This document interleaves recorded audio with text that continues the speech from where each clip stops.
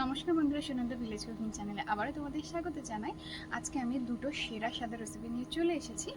তো আমি এখানে দেখিয়ে দিই তোমাদের। এই যে দেখতে পাচ্ছ কুমড়ো পাতা, এই যে টাটকা তাজা কুমড়ো পাতা নিয়ে নিয়েছি, একদম কচি কচি যে কুমড়ো পাতাগুলো হয়। তো এই কুমড়ো পাতা বাটা বানাবো, তবে একটু অন্যরকম করে। আর তোমরা কিন্তু অবশ্যই পুরো ভিডিওটা দেখতে থাকো, সব থেকে সেরা স্বাদের এটা বানাবো। আর তার সাথে এখানে কচুরমুখী দেখতে পাচ্ছ, কচুরমুখীটা দেখালাম। তো কচুরমুখী দিয়ে আমি কিন্তু রান্নাঘরে ব্ল্যাক কার্প মাছ কেটে ধুয়ে রেখে দিয়েছি।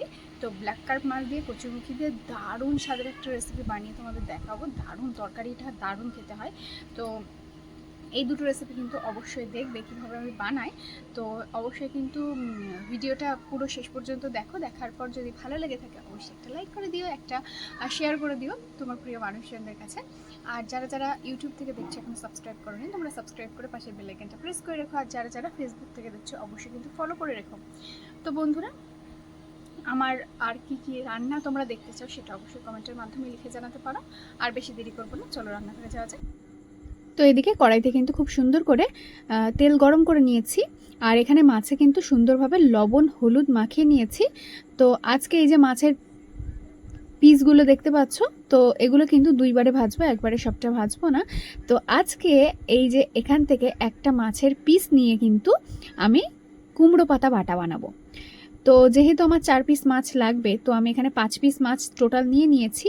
4 পিস রান্নাতে দেব তরকারিতে, আর 1 পিস কিন্তু ভাজা করে তার থেকে কাঁটা ছাড়িয়ে কুমড়ো পাতার সঙ্গে কিন্তু বাটা করব। দারুণ লাগে। তোমরা হয়তো চিংড়ি মাছ দিয়ে কুমড়ো পাতা বাটা খেয়েছো, কখনো কি এরকম ব্ল্যাক কার্প মাছের পেটি দিয়ে কুমড়ো পাতা বাটা খেয়েছো? যদি না খেয়ে থাকো তাহলে অবশ্যই কিন্তু আমার ভিডিওটা দেখে এভাবে বানিয়ে নিতে পারো, একদমই ডিটো। তো এখানে লেজাটা আর এই যে পেটিটা এখন যে লবণ হলুদ মাখিয়ে ভাজা করতে দিলাম, এই লেজাটাও কিন্তু আমি তরকারিতে দেবো, কিন্তু পেটিটা দেবো আমি কুমড়ো পাতা বাটাই। তো কিভাবে আমি বানাই সেটা কিন্তু অবশ্যই দেখতে থাকো। তো মাছগুলো রেখে দেব, তুলে নেব, সুন্দর করে লাল লাল করে ভেজে নিয়েছি। আর এই তেলের মধ্যে এখন আমি দিয়ে দেব এই যে কেটে ধুয়ে রাখা কচুরমুখীগুলো। আজকে কিন্তু কচুরমুখীটা ভাজা করেই রান্না করব। কচুরমুখীটা এখন সুন্দর করে ভেজে নেব,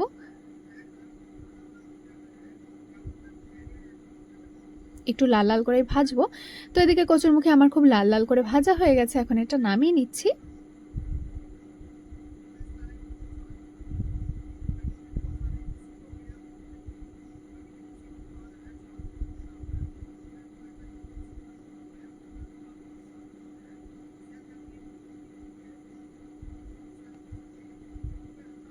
কড়াইতে দিয়ে দিচ্ছি আর একটু পরিমাণ তেল।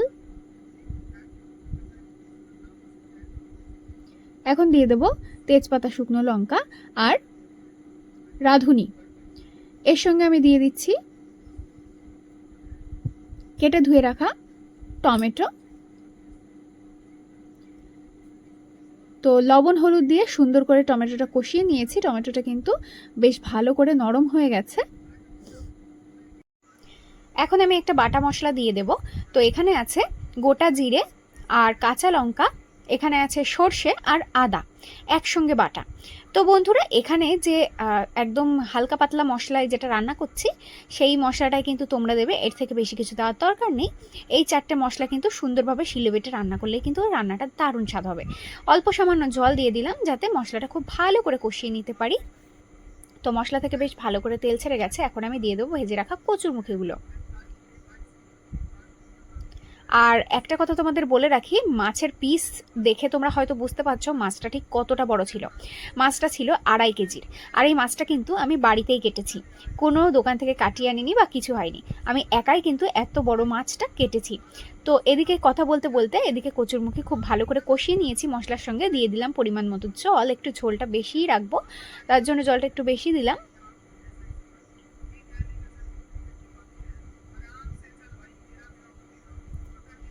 এদিকে ঝোলটা খুব ভালো করে ফুটে উঠেছে, এখন দিয়ে দেবো ভেজে রাখা মাছগুলো।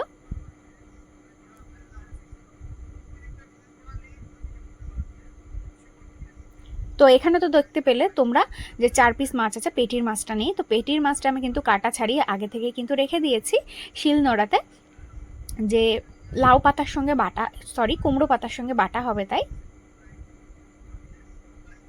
তো ওদিকে মাছের তরকারিটা হয়ে গেছে, নামিয়ে নিয়েছি। আর কড়াইতে আবারও তেল গরম হতে বসিয়ে দিয়েছি।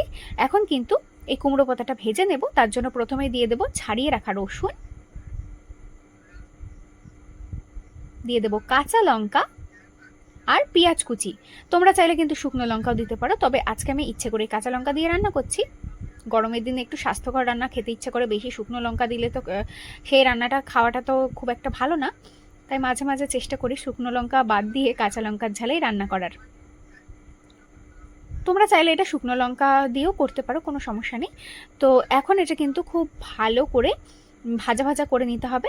দিয়ে দেবো এখন পরিমাণ মতো লবণ,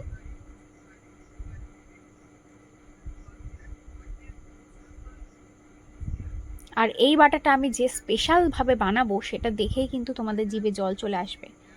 তো এদিকে দেখতে পাচ্ছ খুব সুন্দর করে কিন্তু একদম কড়া করে ভেজে নিয়েছি। কতটা মানে কুমড়ো পাতা ছিল আর কমে কনটুকু হয়ে গেছে, একদম পোড়ো পোড়ো করে ভেজে নিতে হবে।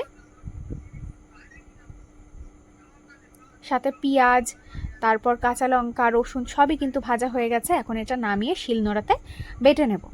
তো এদিকে দেখতেই পাচ্ছ শিলনোড়াতে নিয়ে নিয়েছি, সাথে ওই যে পিছনে মাছ রয়েছে, মাছের কিন্তু কাঁটাগুলো ছাড়িয়ে রেখে দিয়েছি। সুন্দর করে সব একসঙ্গে মিহি করে বেটে নেব, 2-3 বার করে মিহি করে বেটে নেব। এদিকে দেখতে পাচ্ছ কাঁচা লঙ্কা আছে, রসুন আছে, পেঁয়াজ আছে, সাথে কুমড়ো পাতা আছে, মাছ আছে। আর আমি কিন্তু সব রান্নাতে সুন্দর করে শিলনোড়াতেই বেটে নিই। তো এই রেসিপিটা কেমন লাগলে অবশ্যই কমেন্টে লিখে জানিও। ভালো লাগলে লাইক শেয়ার করে দিও, আর সাবস্ক্রাইব করে নিও, ফলো করে নিও। টাটা।